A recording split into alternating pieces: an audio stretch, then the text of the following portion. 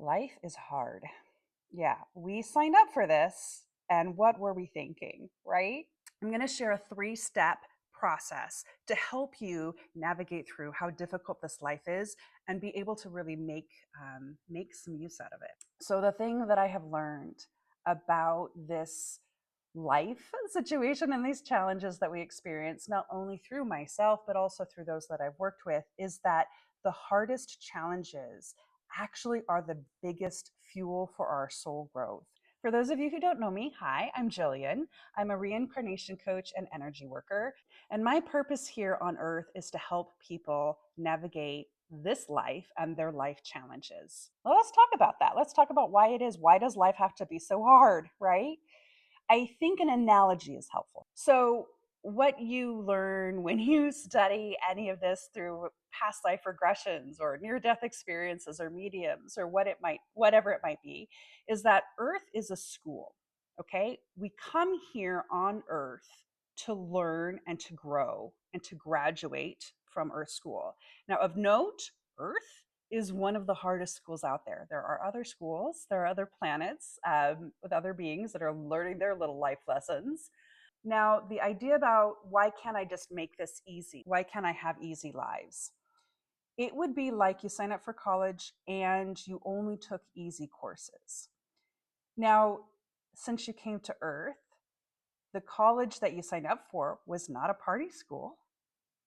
It's like you signed up for MIT or some other really hard, challenging school where you are going to be pushed to your limits. But in being pushed to your limits and beyond what you think you're capable of, you end up becoming this really bright, beautiful, strong, powerful being. That's what you're in the process of right now. That's what you're cooking up.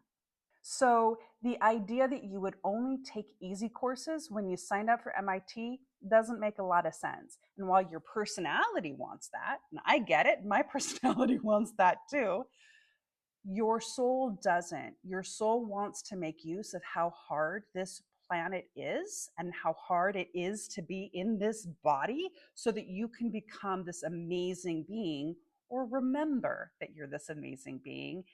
If these challenges are homework assignments, there is an approach that you can take to really learn the assignment and move through it. Because I think what ends up happening is sometimes we try to avoid it and it just persists and gets louder and gets worse. Sometimes when we aren't learning the lesson, the volume gets turned up and it gets turned up louder and louder and louder so that you're motivated, you're pushed to do something. One of the ways it also gets talked about, you'll hear this frequently, even Oprah uses this analogy. It's the idea that when the universe is trying to get your attention or when you're trying to learn something, it first starts out as a tap and then it becomes a nudge, and then it becomes a slap, and then it becomes a brick that hits you upside the head, or a 2x4, or a frying pan. There's a lot of different analogies there. Okay, so let's get into it. The first step, it's the easiest and the hardest in a lot of ways, depending on how you look at it. And that is kind of the key right there, is to look at it. It's about really facing up to whatever it is that is hard in your life. So pick what it is that you want to work on, what it is you want to overcome, what it is you want to understand, what it is you want to stop feeling so much pain about. That's what we'll work on. Use this as your example. Now, as you do this, you can take a variety of approaches. I like to simply sit and get quiet with myself. Just find a place where you can be quiet and really go inward. You might be a journaler, and that might be a great way for you to explore this. You can also dialogue with your spirit guides or make up an imaginary friend. That's fine. Make up your own imaginary counselor. There is something really powerful about talking out loud and talking through things. And finally, a third, in our modern era, you can also work with ChatGPT. I've done that and I was actually very surprised at how powerful it was. So there are a variety of approaches that you can take. I would say listen to what feels the most comfortable, listen to what lights you up a bit more, listen to what it is you want to do. That's going to be probably the path that's going to be the most fruitful for you. So I like to really listen to my physical body as well, because sometimes my mind can be very strong and can label and categorize things, and it's really important for me to really listen to what the emotion is. I know it's really hard to sit with emotion. We are going to have the most growth when we're okay with being uncomfortable. So be okay with being a little uncomfortable and really listen to and feel those emotions and try to hear what it is. And then ask yourself what it is that is upsetting or painful to you. What is the emotion? What is the emotion trying to tell you? Maybe it is that you don't feel loved. Maybe it's that you don't feel seen. Maybe it's that you feel that people aren't respecting your boundaries, that you're not good enough. Maybe you feel abandoned or hurt. Maybe you don't feel safe. I'm willing to guess it's some negative story, often about yourself. And that's part of what is here to be transformed. So, thinking about whatever it is you're focusing on right now to try to learn and heal and grow from. And as you're feeling that feeling, whatever it is that you're trying to move through and overcome, are there other things in your life that have also created this feeling? Is this feeling a theme? This will give you another clue that this is one of the life lessons that you're choosing to work on, is because this is something that comes up over and over again in a lot of different areas, in your work, in your relationships, in your childhood. Ask yourself questions about it. Ask yourself, how has this changed how you live your life, this challenge that you're experiencing and you're trying to deal with? How do you show up differently because of this challenge and this experience? Now, it could be that you show up in a more positive way. Perhaps you're more compassionate. Perhaps you're more understanding. Perhaps you mentor people that deal with this particular challenge. But also, perhaps it shows up negatively. Perhaps you have more walls up. Perhaps it's hard for you to get into relationships. Perhaps you can't follow through on things. Whatever it might be, there could also be a negative repercussion as well. And it could be that part of it is going through that negative repercussion becomes part of the homework assignment to get through and to really overcome this lesson. Another way that I like to play with trying to understand whatever this challenge is, this obstacle is, I like to think about what kind of a past life might have created this. It can just help make sense of things a little bit more. So how do you do this? You can do a past life regression. Before you go into that past life regression, you can say, I really want to understand X, Y, and Z. I really want to understand why I feel so powerless all the time. What is that about? And then it will take you to a past life that really helps you to understand where this came from. Because this feeling that you're trying to overcome didn't come from this life. Probably. It could. But most likely, this is baggage that you've been carrying through life after life after life. And you are ready to heal it now because you're watching this video. It means that you are ready to heal it now in this life. If you're going the ChatGPT route, you could say, hey, ChatGPT, what are some past lives that may have caused this to happen? And then tune in. Does any of that light you up and say, yes, that feels like that was true. I do feel like I was a servant in my past life. One of the things that I also like to do with clients is to have them write a story. Often our past life memories can be accessible through our subconscious. And so sometimes through writing a story, well, you're not necessarily going to write exactly what your past life is. And that's okay. That's not the point. You don't actually have to know exactly the right truth about what your past life was. The truths that you need to know will come through it, that can kind of give you a little bit more understanding about what is this? What is it that I am dealing with here? Okay, so through all of this should give you a sense of what it is that you're working on. Okay, so then that takes us to step 2, which is to understand what is the lesson. So in step 1, you really looked at it and saw and felt what it is that you were dealing with, to really get honest with what that is. In step 2, we're looking at understanding what the lesson is in this. We come into form in here on earth and we learn through contrast. That's one of the ways that we learn. We can learn through contrast or presence. What does that mean?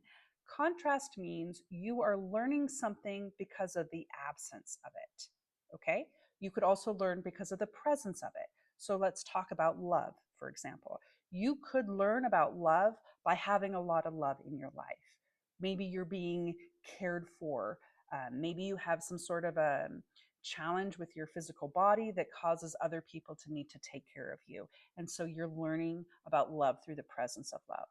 You can also learn through contrast, meaning you can learn through the absence of.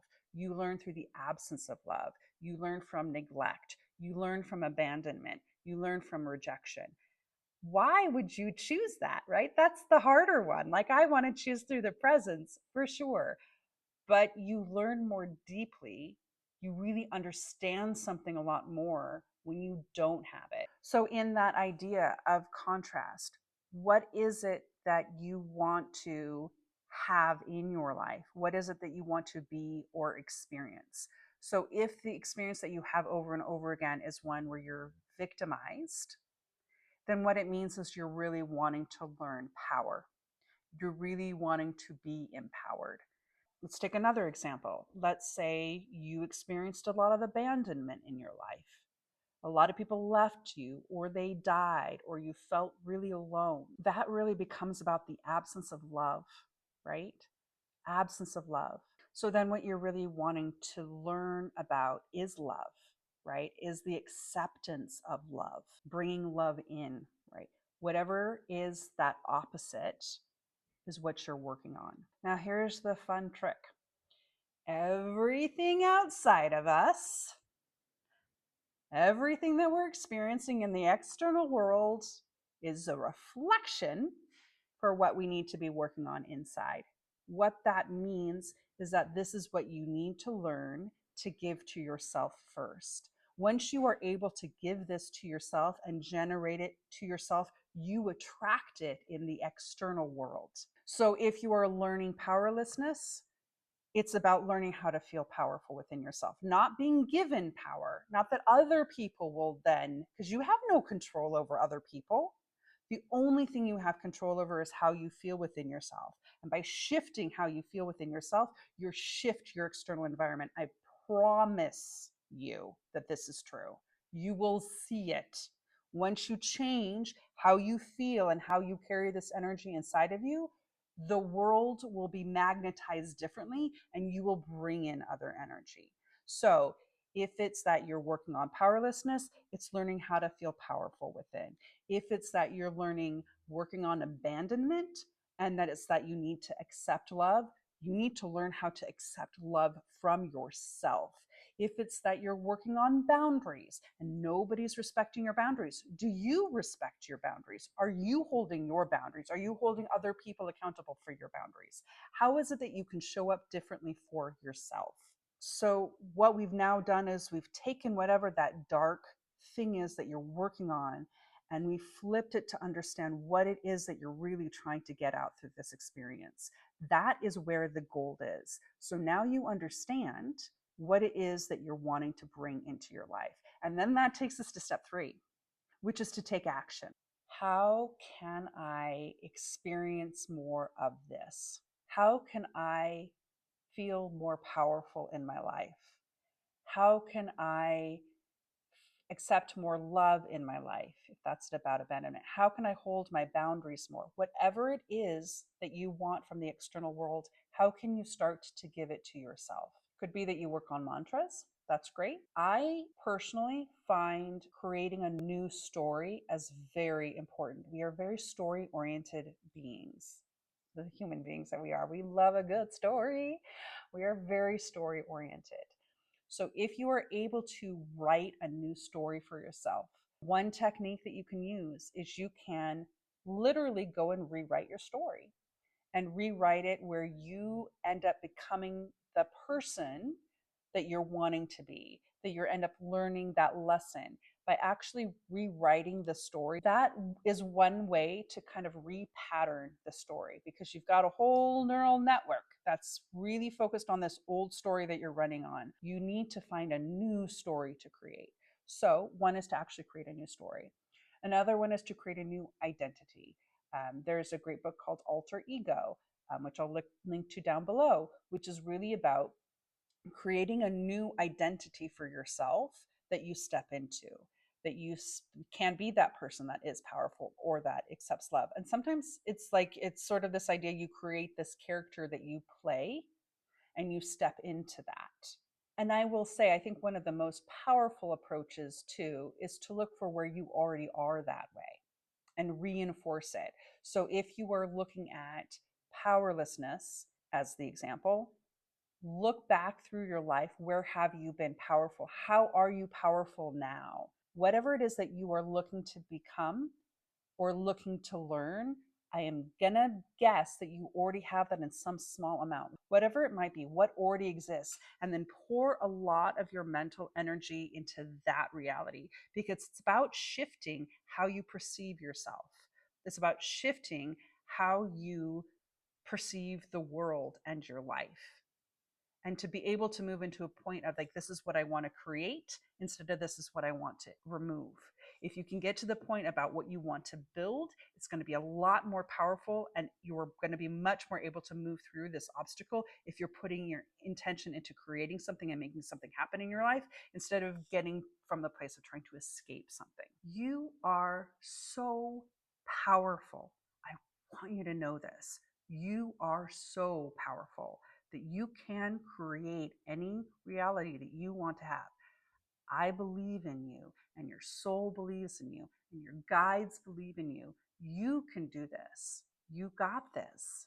So that's the three part, right? To look at it, to understand the lesson, and then to figure out how to experience that lesson in a positive way, how to take action on that lesson. Bonus section, we are still in these human physical form, and it is hard. Your physical body is part of your challenge. You are a spiritual being having a human experience, right? Don't overlook the human experience part of it, because your body can be prone to be afraid, to be unhappy, to be negative, just by its biology. And it's hard for you to get to those spiritual, beautiful, wonderful places when you're dealing with the human body side of things.